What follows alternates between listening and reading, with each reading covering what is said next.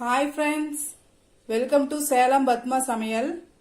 இன்னைக்கு நாம என்ன பார்க்க போறோம்னா சூப்பரான ஒரு சைட் டிஷ் பாத்தீங்கன்னா பரோட்டா சால்னா. அது பாத்தீங்கன்னா நம்ம குக்கர்ல குயிக்கா பண்ண போறோம்.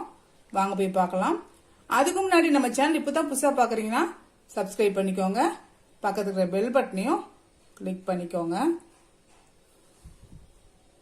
இப்போ பாருங்க, நான் வந்து ஒரு பேன் வச்சிருக்கேன். இதில் நான் 2 டேபிள் ஸ்பூன் அளவுக்கு வேர்க்கடலை வச்சிருக்கேன். அதை போடலாம். இப்போ இதை லைட்டாக வறுத்துக்கலாம். இது ஏற்கனவே வறுத்த வேர்க்கடலை தான், லைட்டாக சூட் பண்ணிக்கலாம். இப்போ இதில் நான் 1 டேபிள் ஸ்பூன் அளவுக்கு வெள்ளை எள்ளு வச்சிருக்கேன். அதையும் போட்டு வறுத்துக்கலாம்.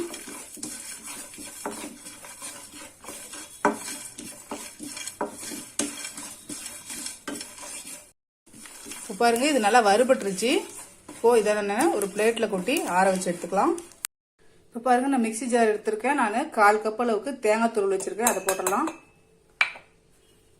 இப்போ 1/2 டீஸ்பூன் சோம்பு, 1/2 டீஸ்பூன் கசகசை வச்சிருக்கேன். அதை போட்டுடலாம்.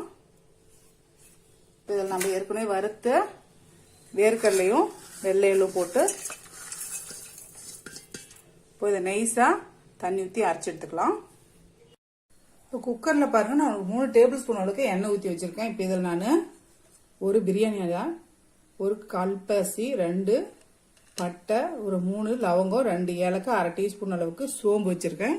இதை போட்டுடலாம். இப்போ பாருங்க, மசாலா நல்லா பொரிய ஆரம்பிச்சிருச்சு. இப்போ இதில் நான் 3 பச்சை மிளகாய், மீடியம் சைஸ் பெரிய வெங்காயம் 2 கட் பண்ணி வச்சிருக்கேன். அதை போட்டுடலாம். இது நல்லா வதக்கிக்கலாம்.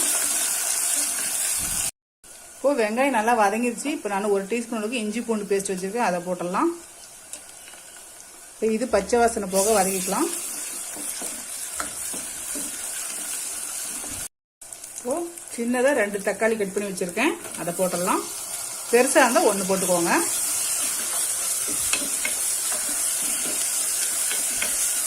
தக்காளி நல்லா வதங்கட்டும். இப்போ தக்காளி பாருங்க நல்லா வதங்கிருச்சு. நான் கொஞ்சமா புதினாவும் மல்லி கொஞ்சமா வச்சிருக்கேன். அதை போட்டுடலாம்.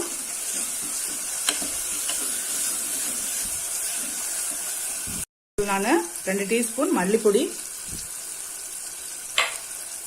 1/2 டீஸ்பூன் மிளகாய் பொடி, 1/4 டீஸ்பூன் மஞ்சள் பொடி, 1/2 டீஸ்பூன் கரம் மசாலா. இப்போ இது நல்லா பச்சை வாசனை போக வதக்கலாம்.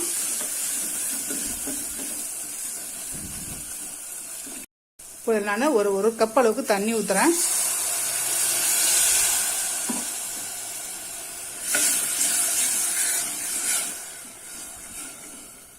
தேவையான அளவுக்கு உப்பு போட்டுடலாம்.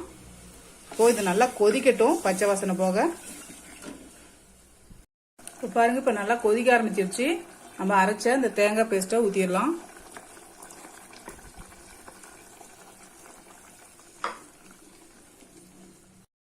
தண்ணி கொஞ்சமா ஊத்துறேன். திக்னஸ் பார்த்துட்டு இன்னும் கொஞ்சம் ஊத்திக்கலாம்.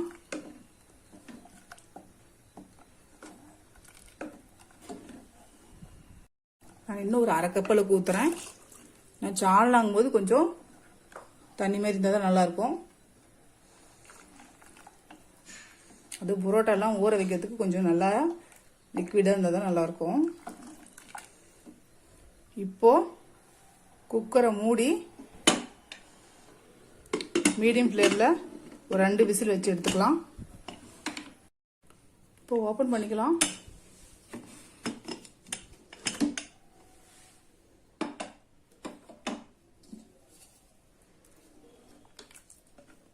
அவ்வளோதாங்க, சூப்பரான நம்ம சால்னா ரெடி ஆயிடுச்சு. இப்போ நான் இதுக்கு மேலே கொஞ்சமாக மல்லி இலை போட்டு இறக்கிடலாம். இப்போ பாருங்க, நம்ம செஞ்ச இந்த பரோட்டா சால்னா ரெடி ஆயிடுச்சு. இது பார்த்தீங்கன்னா வீட்டில் இருக்கிற பொருளே வச்சு குயிக்காக நம்ம அது ஹோட்டல் ஸ்டைலே பண்ணிடலாம். நீங்களும் ட்ரை பண்ணி பாருங்க. இந்த வீடியோ உங்களுக்கு பிடிச்சிருந்தாக்கா லைக் பண்ணுங்க, ஷேர் பண்ணுங்க, கமெண்ட் பண்ணுங்க.